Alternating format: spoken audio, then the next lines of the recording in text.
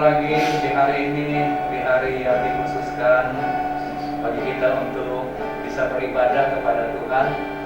Memang Tuhan yang kita sembah Allah yang luar biasa, yang sudah membukakan pintu bagi kita semuanya.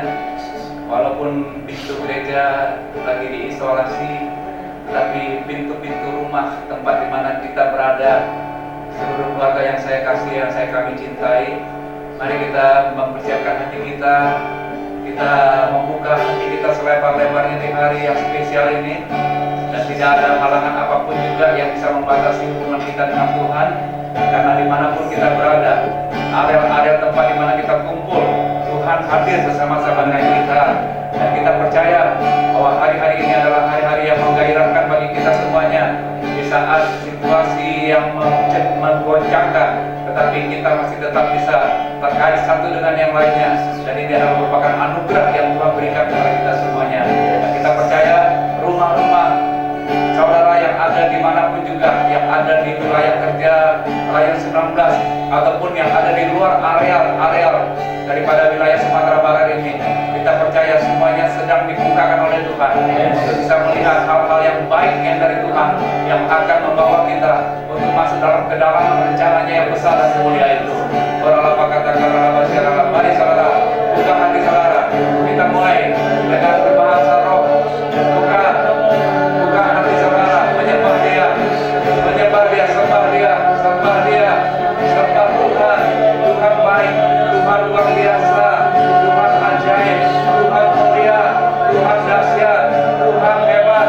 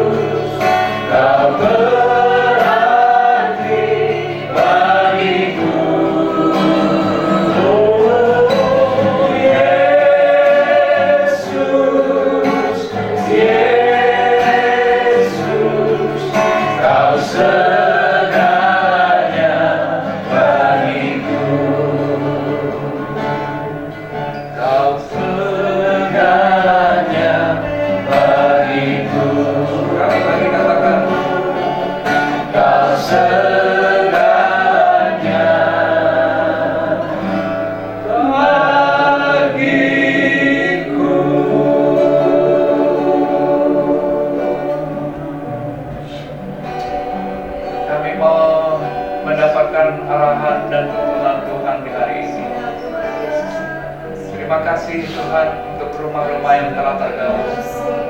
Terima kasih Tuhan untuk rasa lapar dan haus yang ada di hati kami. Kami rindu alami perjumpaan dengan Tuhan. Kami rindu Tuhan mendapatkan sesuatu yang berasal daripada Engkau ya Tuhan. Sampaikanlah Tuhan isi hatimu Tuhan melalui hamba-Mu ini Bapa, dan kami semuanya yang hadir, yang sedang melayani Engkau di hari ini ya Tuhan, semua ini di rumah ini ya Tuhan. Terima kasih Tuhan, dan pujilah nama Tuhan. Dalam nama Yesus kami berdoa dan minta kepengurapan yang baru. Haleluya. Amin. Saudara, beberapa hari yang lalu saya mendengar kata-kata perkuatan dari Tuhan yang mengatakan percaya saja. Dan seperti biasanya setiap kali mendapatkan kata-kata Tuhan itu, saya mencoba mencari konfirmasi daripada sisi firman-Nya. Dan puji Tuhan, ketika saya lagi mencari itu, saya mendapatkan cerita itu yang diambil dari Markus pasal yang kelima. Markus pasal yang kelima ayat yang ke-36 ya. Markus pasal yang kelima ayat ke-36. Saya akan bacakan buat saudara ya. Tetapi Yesus tidak menghiraukan perkataan mereka dan berkata kepada kepala rumah ibadat, "Jangan takut, percaya saja."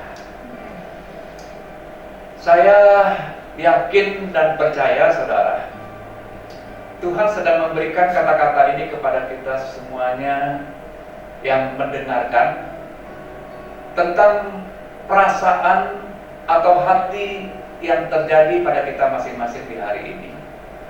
Di saat berita-berita angin ribut, di saat begitu banyak perkataan-perkataan yang harus kita dengar, dengan berbagai update berita yang kita dapatkan sehari-hari ini saudara, maka ada kata-kata yang juga yang kita bisa dapatkan di sini, bahwa Yesus tidak menghiraukan perkataan mereka.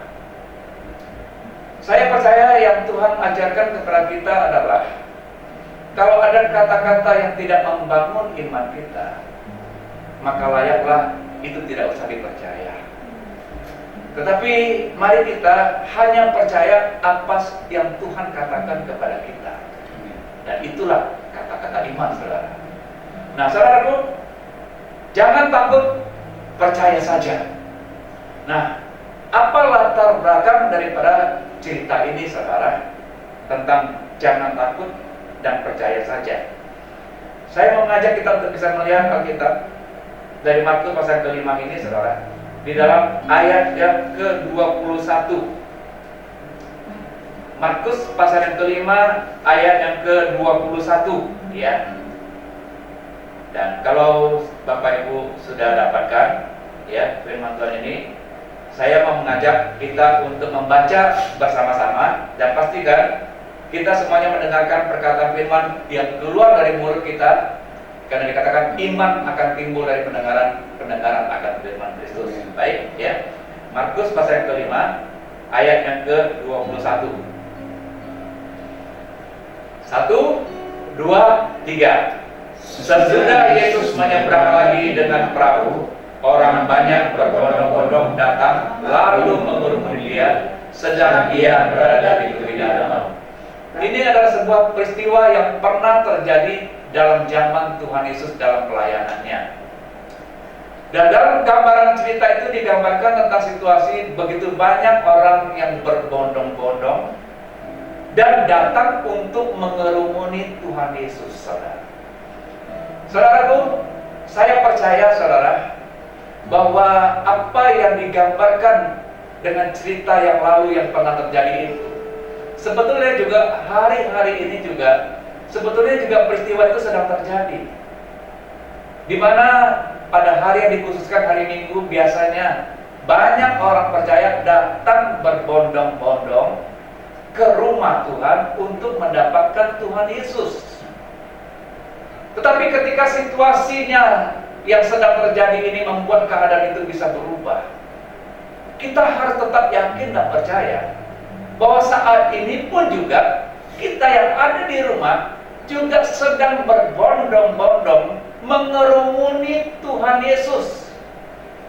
Tentunya kita berbondong-bondong mengerumuni Tuhan Yesus itu dengan harapan, dengan keinginan agar kita bisa menyampaikan komunikasi kita dengan Tuhan.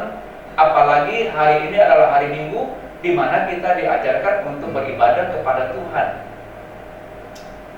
Sesuatu fenomena yang ganjil, saudara, di saat kita dianjurkan untuk social distancing dan juga physical distancing, jaga jarak satu dengan yang lainnya. Ada cerita bahwa kita ini kan dilarang untuk berkerumun, ya. Tetapi ada cerita juga yang bisa kita dengar di hari ini tentang kerumunan orang percaya yang sedang datang menghadap Tuhan yang kita sembah. Nah, apa isi cerita ini berikutnya? Kita lihat di dalam ayat yang ke-22. Ayo, baca lagi, sekali lagi, sama-sama, 1, 2, 3. Datanglah seorang kepala rumah ibadat yang bernama Yairus. Ketika ia melihat Yesus, tersungkurlah ia di depan kakinya dan memohon dengan sangat pertanyaan, "Anakku perempuan sedang sakit, hampir mati. Datanglah kiranya dan letakkanlah tanganmu atasnya supaya ia selamat dan tetap hidup." Dikatakan di sini ada seorang kepala rumah ibadat yang bernama Yairus yang datang dalam kerumunan itu untuk mengajukan satu permohonan kepada Tuhan. Isi permohonannya itu adalah tentang keadaan yang kritis yang tengah dialami oleh anaknya yang lagi sekarat. Dan dia dengan sujud memohon kepada Tuhan, minta tolong supaya Tuhan menyelamatkan anaknya itu, saudara. Hari ini pun juga saya percaya di antara kerumunan orang percaya yang sedang menghadap Tuhan di hari ini, kita juga masing-masing sedang mengajukan permohonan kepada Tuhan terhadap situasi krisis yang sedang terjadi dalam zaman ini, saudara. Krisis itu isinya bisa bermacam-macam. Kalau Yairus, anaknya hampir mati. Tetapi mungkin isi permohonan kita juga bisa berisikan, "Tuhan tolong aku, Tuhan, karirku hampir mati. Tuhan tolong aku, Tuhan, semangatku hampir mati. Tuhan tolong aku, Tuhan, harapanku hampir mati. Tuhan tolong aku, Tuhan, ekonomiku hampir mati, Tuhan." Bukankah ini yang sedang kita alami sebagai orang percaya yang sedang di lockdown, yang sedang terkunci, yang menyebabkan ketika kita datang menghadap Tuhan, maka permohonan ini yang sedang kita ajukan bersama-sama. Mungkin ada juga di antara kita yang betul lagi sakit, atau mungkin keluarga kita, saudara. Tetapi melalui cerita ini, saya sedang mengajak kita semuanya. Ayo, mari kita serius seperti Yairus ketika dia memohon kepada Tuhan. Dia tersungkur menyembah kepada Tuhan di antara kerumunan orang banyak. Saudara nggak usah malu, saudara nggak usah ragu. Di antara mungkin hari ini ada tetangga-tetangga yang saudara ajak untuk nonton bersama-sama. Mungkin orang-orang lain yang sedang melihat saudara sedang kumpul bersama-sama. Tapi jangan ragu, kita sedang memohon permohonan kita kepada Tuhan. Apa yang saudara ajukan kepada Tuhan. Dan selanjutnya, mari kita melihat cerita ini, saudaraku, ayat ke-23-nya. Maaf, ayat ke-24. Lalu pergilah Yesus dengan orang itu Orang banyak berbondong-bondong mengikuti dia dan berdesak-desak dekatnya. Saudaraku, ketika saya membaca ini, saya beranggapan Yairus adalah orang yang berbahagia yang di muka bumi pada waktu itu. Kenapa? Ketika ia mengajukan permohonan doa kepada Tuhan, maka dia bisa melihat bahwa Tuhan setuju untuk menjawab doanya. Dengan dikatakan, lalu pergilah Yesus dengan orang itu. Sampai hari ini pertanyaan saya, apakah saudara cukup yakin dan percaya ketika kita mengajukan doa permohonan kita kepada Tuhan Yesus? Dan Tuhan Yesus juga mengatakan, aku setuju untuk menjawab permohonan doamu. Dan dalam cerita ini dikatakan, ketika Tuhan setuju untuk mau menjawab permohonan doa yang dilakukan oleh Yairus, maka ia mulai berjalan, ia mulai bergerak ke arah titik di mana permohonan itu harus dilakukan oleh pribadinya, saudara. Dan yang saya mau sampaikan kepada saudara, ketika Tuhan bergerak, ketika Tuhan berjalan untuk mau menjawab doa-doa permohonan kita, artinya ini adalah pergerakan Tuhan. Dan kita harus yakin yang namanya pergerakan Tuhan itu ada waktu, ada rentang waktu. Dalam perjalanan itu kan ada ritme, ada hitungan waktu. Dan kita juga harus percaya kalau Tuhan sudah menentukan waktunya, maka waktu Tuhan itu adalah pasti yang terbaik dan pasti yang terindah. Yang percaya berkatakan amin, saudara. Dan kita juga harus yakin dan percaya, bagi Tuhan tidak ada kata-kata yang terlambat. Yang setuju dan percaya boleh katakan amin, saudaraku. Dan mari kita nyanyikan pujian ini terlebih dahulu, saudaraku, tentang waktunya Tuhan. Waktu Tuhan pasti yang terbaik. Amin. Walau kadang tak mudah dimengerti, lewati cobaan, ku tetap percaya waktu Tuhan pasti yang terbaik. Sekali lagi nyanyikan ini, saudaraku. Waktu Tuhan pasti yang terbaik, walau kadang tak mudah dimengerti, lewati cobaan, ku tetap percaya waktu Tuhan pasti yang terbaik. Berapa banyak antara saudara yang yakin dan percaya, walaupun saudara tidak melihat Yesus bergerak untuk menjawab permohonan doa kita, tetapi saudara harus yakini bahwa doa yang kita naikkan di hari ini sudah didengar oleh Tuhan, dan Tuhan juga setuju untuk menjawab doa-doa permohonan kita. Amin. Yang percaya berkatakan amin, saudara. Amin.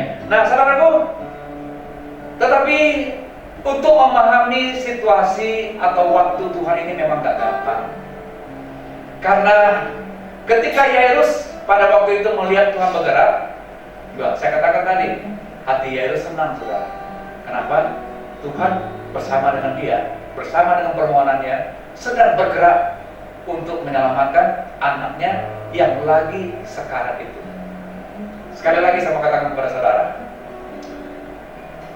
banyak mungkin cerita-cerita yang dibangun tentang keadaan kita hari-hari ini, yang mungkin adalah cerita-cerita yang tidak membawa kita untuk bertumbuh.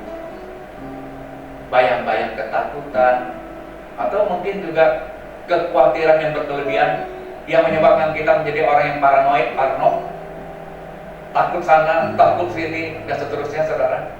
Dan saya mau katakan kepada saudara, hari ini yakinkan dirimu bahwa Tuhan Yesus sedang bergerak untuk menjawab permohonan doa kita. Kasih tahu kiri kananmu yang ada di rumahmu hari ini. Percaya saja, jangan takut. Sekali lagi katakan, percaya saja, jangan takut. Baik, nah sekarang kita akan lanjut saudara.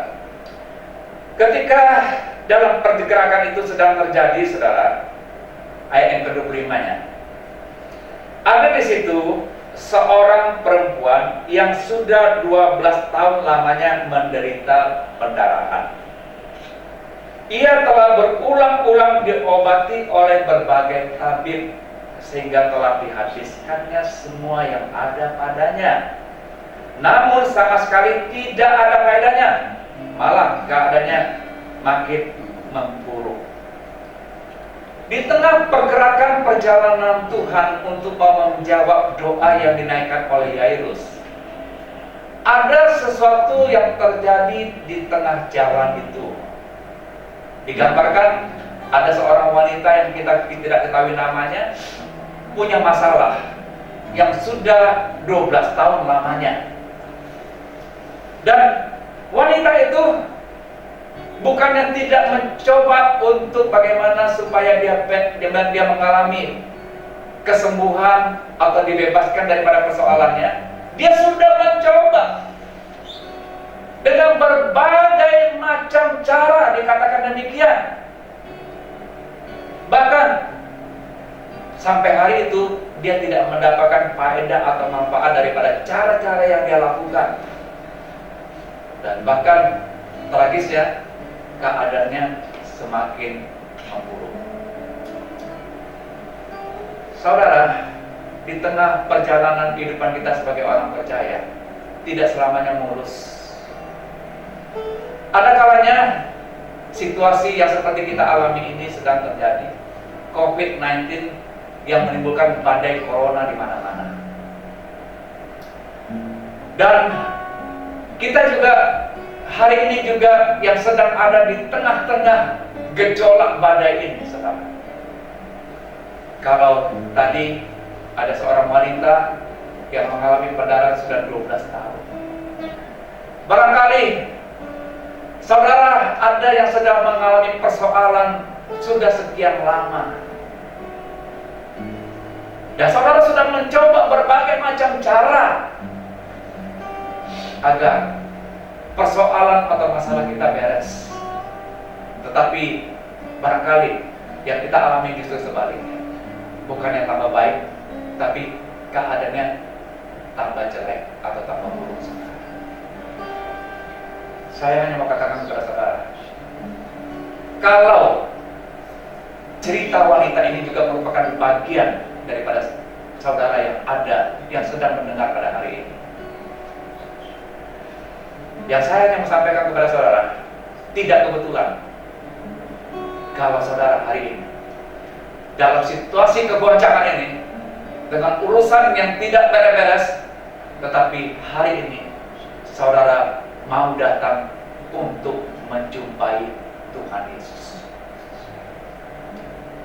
Saudara, yang saudara harus ketahui begini, wanita itu adalah wanita yang sedang alami pendarahan. Bagi dalam zaman Taurat, wanita yang sedang alami pendarahan itu disebut sebagai orang yang najis. Orang yang najis adalah orang yang tidak boleh keluar daripada rumah tempat tinggalnya.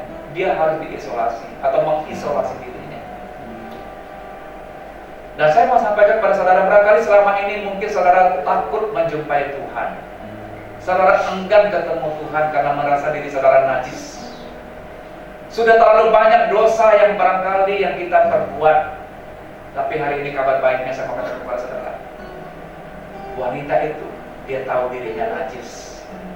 Tetapi persoalan yang dihadapinya, kebutuhan persoalan yang dihadapinya melampaui daripada situasi yang tengah dideritanya, saudara. Sehingga dia memberanikan diri untuk berjalan, bergerak di jalan itu dengan sekedar untuk bisa menjumpai Tuhan Yesus. Saudara, siapapun saudara, kalau selama ini mungkin saudara enggan datang ke gereja, saudara merasa diri saudara tidak layak, tetapi ketahuilah, Tuhan tidak mencari orang yang benar, saudara. Dia mencari orang yang berdosa. Dan hari ini kabar baiknya, saudara, Tuhan mau menjumpai saudara. Tuhan mau mendapatkan saudara. Persoalan saudara, situasi yang membuat saudara selama ini mungkin menutup diri saudara, tapi hari ini terbukalah saudara, terbukalah. Dan kita lihat apa yang ada di hati wanita ini sehingga dia berani-beraninya untuk mau datang menjumpai Tuhan Yesus. Yang ada di hatinya ada kata firman, asal saja ku jamah jubahnya, aku sembuh.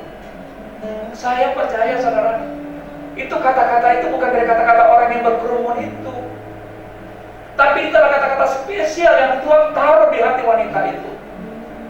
Dan hari ini pun juga saya sedang minta sama Tuhan, taruh kata-kata yang spesial yang ada dari firman-Mu itu Tuhan di hati kami masing-masing. Apapun keadaan kami, apapun situasi kami percaya ketika kata-kata firman itu ada dalam hidup kami, ada dalam hati kami di hari ini, maka itu akan menjadi jawaban doa dari segala persoalan yang tengah kami alami. Berapa banyak yang percaya hari ini Tuhan sedang memberikan kata-kata spesial di hati kita masing-masing. Taruh tangan di dadamu dan katakan, aku percaya. Amin. Berkat-Mu atasku melimpah, kebajikan, kemurahan selalu mengikutiku. Ku puji, ku sembah. Mari baik katakan, aku percaya. Katakan, Aku percaya. Berkat-Mu atasku melimpah, kebajikan, kemurahan selalu mengikutiku. Ku puji, ku sembah Kau Tuhan. di tengah-tengah keadaan wanita itu merasa dirinya najis, ada masalah, ada persoalan yang menyebabkan dia tidak berani untuk datang kepada Tuhan. Tetapi Tuhan memberikan satu peneguhan kata-katanya, engkau bisa sembuh, engkau bisa selamat ketika engkau berani untuk mendapatkan aku di hari ini, kata Tuhan. Saudaraku, selanjutnya apa yang terjadi, saudara? Wanita itu menyerobot kerumunan orang banyak itu, saudara. Dia tahu dirinya adalah diri yang beresiko, tapi dia menyerobot, dia datang dengan satu harapan dan dia percaya, asal saja ku jamah jubahnya, aku pasti sembuh. Amin. Hari ini saya tantang saudara, selama ini engkau mungkin menutup diri karena engkau merasa diri tidak layak, tapi hari ini ketahuilah, Tuhan mengasihi engkau dimanapun engkau berada. Tuhan sayang akan engkau. Mari angkat tanganmu di hadapan Tuhan, sembah sekali lagi dia, lakukan sesuatu yang berbeda di hadapan Tuhan.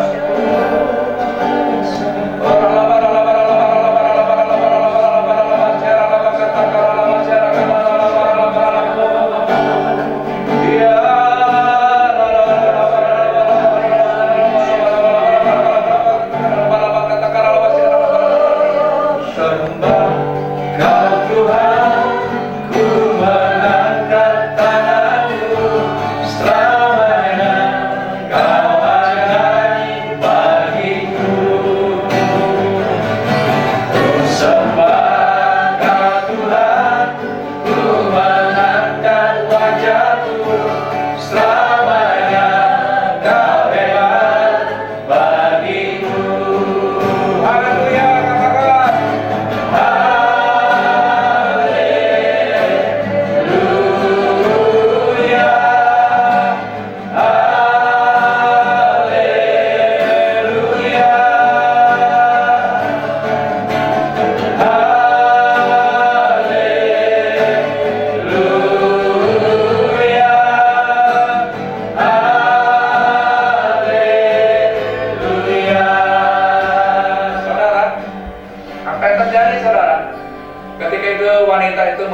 memberanikan diri, menjamah jubah Yesus, datang kepada Tuhan dan berkata, asal saja ku jamah jubahnya, aku sembuh.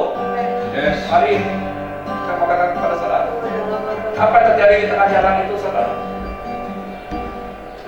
Pergerakan itu berhenti gara-gara wanita ini. Karena Tuhan merasakan ada kuasa yang keluar dari dirinya. Kita percaya di tengah keadaan apapun juga yang tengah kita alami, kita butuh kuasa Tuhan. Amin. Yang sedih berkatakan amin, saudara. Kita butuh kuasa yang Tuhan sediakan di tengah-tengah badai yang sedang terjadi ini. Dan kita percaya bahwa kuasa Tuhan sanggup untuk membereskan persoalan-persoalan yang mungkin tengah kita alami sekian lama.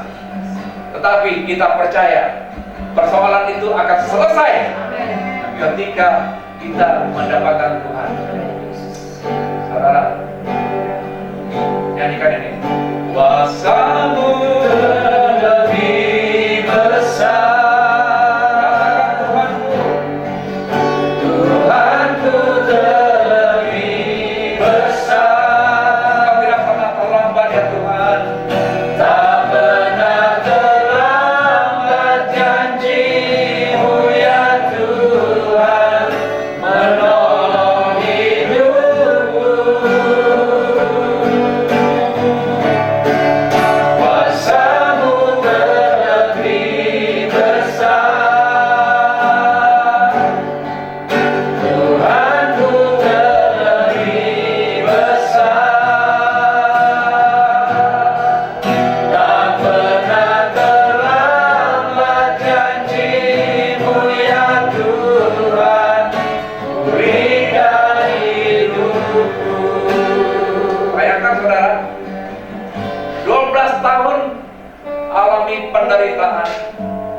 Tetapi gara-gara satu firman yang Tuhan taruh di hati wanita ini, dan wanita itu berani untuk menghampiri Tuhan, menjamah jubahnya, dan hari itu dia mendapatkan kelegaan dan kelepasan.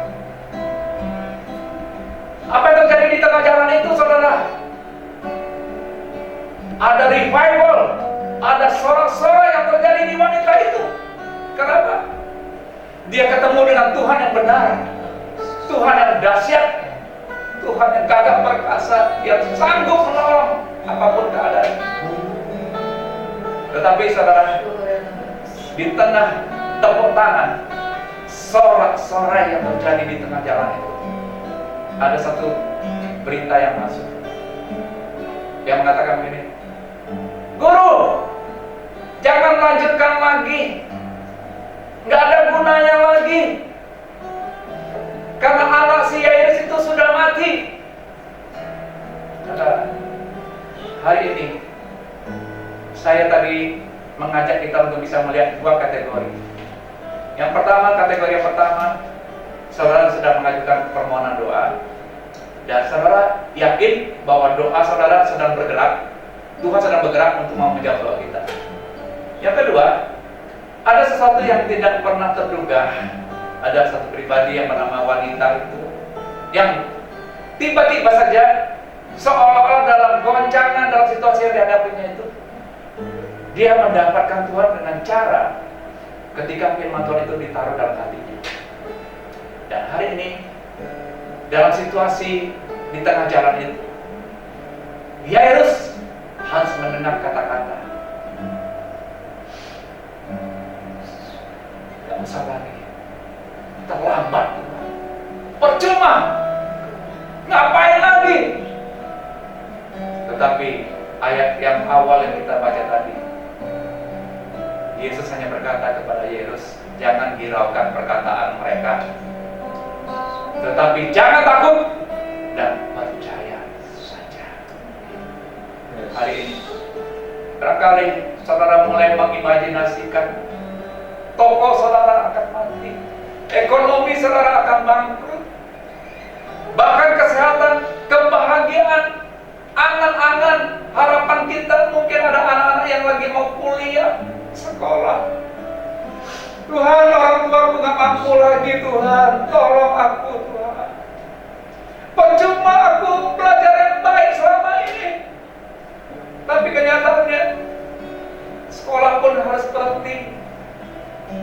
saya mau katakan dari tempat ini, anak-anakku jangan takut.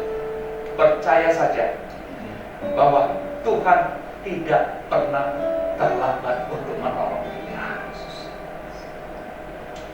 Dan dalam cerita ini saudaraku, pergerakan Tuhan itu tetap berlanjut, saudara. Di tengah mungkin ada rasa bimbang yang tengah dihadapi oleh Yairus. Lanjut nggak ya? Benar nggak ya? Tetapi Tuhan katakan, jangan takut, percaya saja. Amin. Ya, saudara tahu apa yang terjadi, saudara? Tuhan menunjukkan bahwa Dia adalah yang berkuasa dulu, sekarang, dan sampai selama-lamanya. Bahwa Dia pribadi yang sanggup, bukan hanya untuk menyembuhkan orang yang sakit, tetapi orang yang mati sekalipun siap untuk dibangkitkan. Jangan batasi Tuhan, saudara. Tuhan mengasihi engkau. Di tengah badai, di tengah angin ribut, masih ada harapan. Mujizat itu nyata, saudara. Mujizat itu nyata. Kita percaya hari ini, saudaraku, kita mau mendapatkan mujizat-mujizat dari Tuhan di tengah badai yang sedang terjadi ini. Yang secara khusus saya mau berdoa, meminta kepada Tuhan, kalau saudara adalah pribadi yang sudah berdoa dan yakin bahwa doa saudara sedang dijawab oleh Tuhan, saudara pegang tetap itu, jangan hiraukan perkataan orang.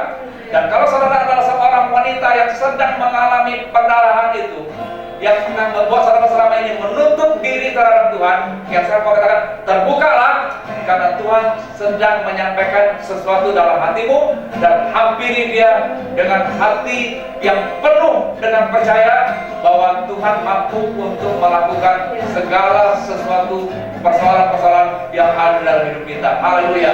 Mari angkat tangan kita, saudaraku.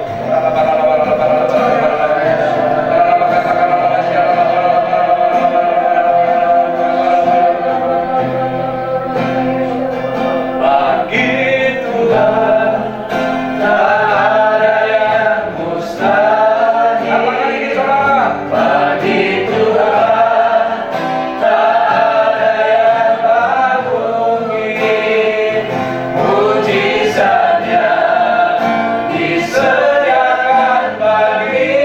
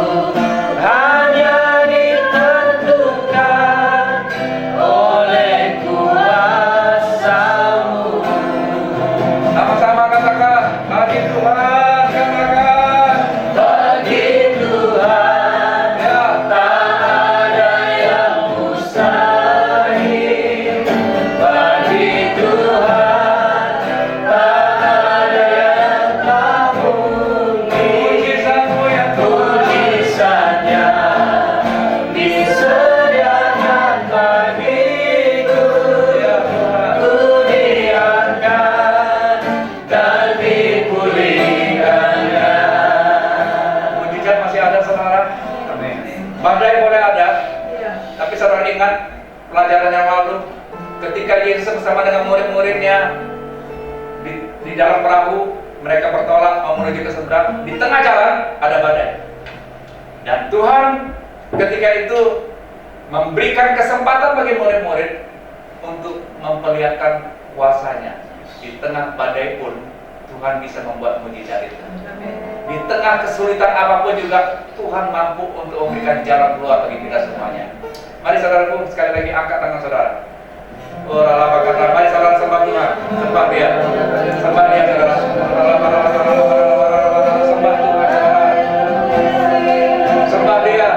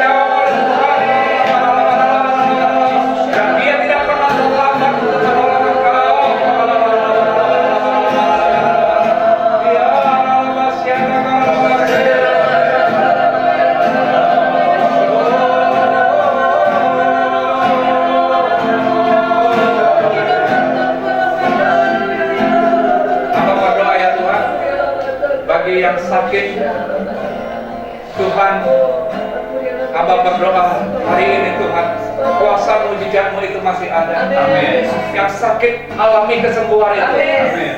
Jamah jubah Tuhan Yesus, jamah hati Tuhan Yesus.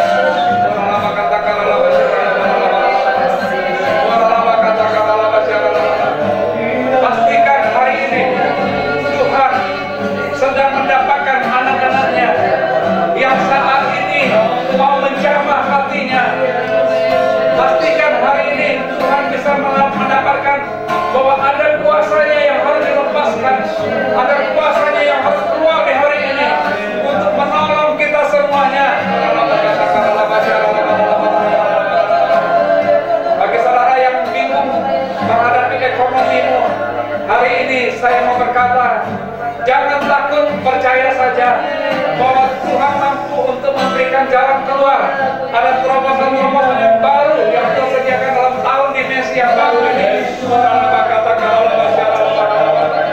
Bagi saudara yang terhadap karir studimu, jangan khawatir, jangan takut terhadap situasi pendidikanmu, bahwa engkau pasti sampai kepada tujuan. Engkau akan bisa melihat bagaimana cara dan tangan Tuhan yang akan membawa engkau.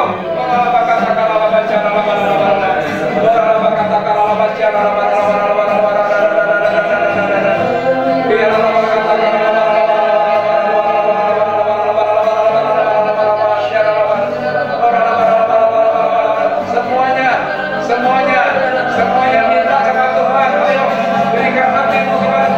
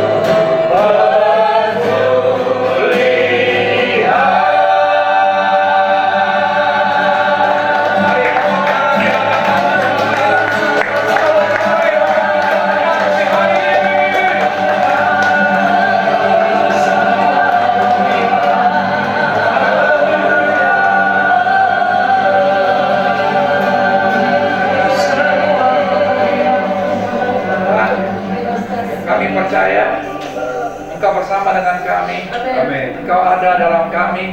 Engkau ada dalam rumah kami. Engkau ada dalam kehidupan kami ya Tuhan. Kami percaya Tuhan, walaupun badai ada, tetapi kami aman bersama dengan Engkau. Amin. Kami ada dalam perahu yang sama dengan Tuhan. Dan Tuhan hanya satu kata berkata, diamlah dan tenanglah kembali. Yes. Maka kami akan alami yang namanya mujizat itu nyata ya Tuhan. Amin. Nah, kami bersyukur di tengah-tengah badai ini Tuhan, keharapan kami tidak akan menjadi sia-sia. Karena justru di tempat di mana Tuhan Yesus berada, kami akan bisa melihat ada cara-cara yang luar biasa yang Tuhan berikan bagi kami yang percaya kepada Tuhan. Terima kasih Tuhan Yesus untuk semuanya. Tuhan berkati anak-anak-Mu Tuhan di hari Minggu ini Tuhan. Jadikan Tuhan kami tetap kuat untuk tetap beribadah kepada Tuhan. Rumah-rumah kami mau dipakai, digunakan juga untuk membangun tembok-tembok Yerusalem itu. Maka kami tetap melancarkan doa-doa berantai kami satu dengan yang lainnya. Terima kasih bagi anak-anak kami yang sudah berdoa dalam 24 jam dalam satu hari, yang secara bergilir sedang berantai. Maka kami percaya doa, rangkaian doa ini Tuhan akan memutuskan mata rantai COVID itu dalam nama Tuhan Yesus. Karena ada api yang panas sekali yang keluar dari hasil doa-doa yang kami naikkan bersama-sama ini. Terima kasih Tuhan bagi anak-anak kami Tuhan. Hari-hari ini kami percaya bahwa Tuhan telah memberikan kata-kata kemenangan bagi kami. Ada mujizat di tengah jalan. Dan kami juga percaya Tuhan, kami tidak usah takut, tetapi percaya saja. Jangan takut, percaya saja. Sekali lagi katakan, jangan takut, percaya saja. Mari saudara, angkat tangan saudara di hadapan Tuhan. Saudara kekasih Tuhan, terimalah dan bawalah berkat dari Allah Bapa, kasih yang sempurna dari anaknya Tuhan Yesus dan persekutuan yang manis daripada Allah Roh Kudus yang menyertai hidupmu mulai dari hari ini ketika Tuhan Yesus datang kedua kali menjemput dan bermain, bahkan sampai selama-lamanya. Kita yang percaya sama-sama katakan Amin.